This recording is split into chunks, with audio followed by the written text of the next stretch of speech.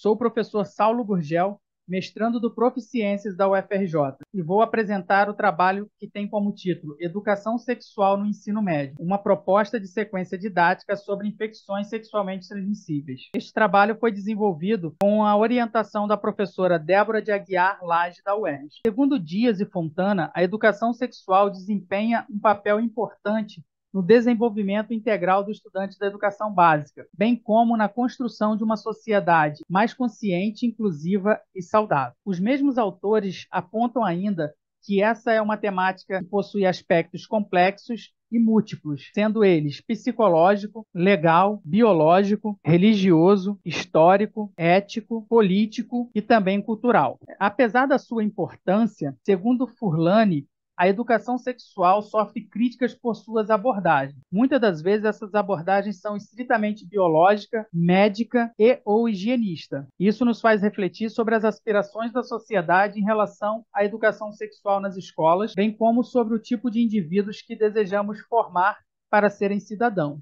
Em função dos seus aspectos múltiplos e complexos, a educação sexual, segundo Carvalho, ela é melhor promovida em ambiente escolar, sendo este o mais adequado. Contudo, o autor destaca que os projetos e as aulas precisam ter uma pedagogia imparcial, coletiva, abrangente, adequada, diversa e inclusiva, para que assim possamos então promover a reflexão, a conscientização, o respeito mútuo, a valorização e dignidade humana e a emancipação do indivíduo. Neste sentido, esse estudo visou, então, elaborar uma sequência didática para fomentar a discussão sobre educação sexual, tendo como tema central as ISTs, para sensibilizar os alunos do ensino médio. Essa é uma pesquisa de natureza qualitativa que contou com um levantamento bibliográfico em base de dados, utilizando as seguintes palavras-chave: sexualidade, IST, educação sexual, sequência didática. Para a execução da proposta, os recursos utilizados são quadro, data show, notebook ou similares, os livros didáticos dos alunos e textos de jornais que tratem sobre o tema. A proposta foi elaborada para ser executada em 5 grandes fases: um momento remoto, seguido de uma aula presencial, um segundo momento remoto, seguido de uma segunda aula presencial e, para encerrar, uma terceira aula presencial. Todos esses momentos podem ser vistos nesse esquema simplificado, onde detalha um pouco mais e que usaremos para poder abordar cada uma das etapas. Inicialmente, haverá um momento remoto, onde os alunos deverão ler os textos e assistir os vídeos enviados pelo professor, a fim de promover o primeiro contato ou um contato prévio com os conceitos básicos sobre IST. Sendo assim, seguiremos para a aula presencial.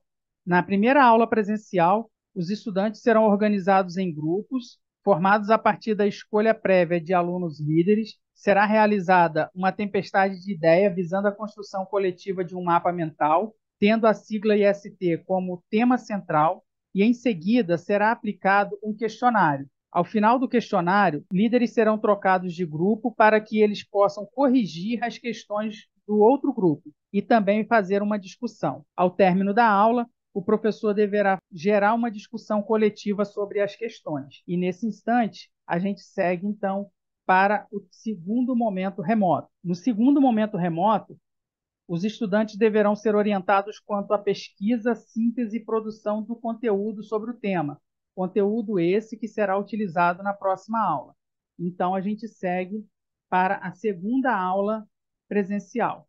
Nessa segunda aula presencial, os grupos se dedicarão a elaborar de maneira coletiva e colaborativa os folhetos informativos, inserindo textos, imagens pesquisadas previamente, utilizando os dispositivos digitais que estiverem disponíveis. Feito isso, cabe aqui ressaltar que é importante que o professor acompanhe cada uma dessas etapas produtivas, faça as intervenções pedagógicas necessárias, promova a mediação dos conflitos e, sempre que solicitado, atenda às demandas dos alunos.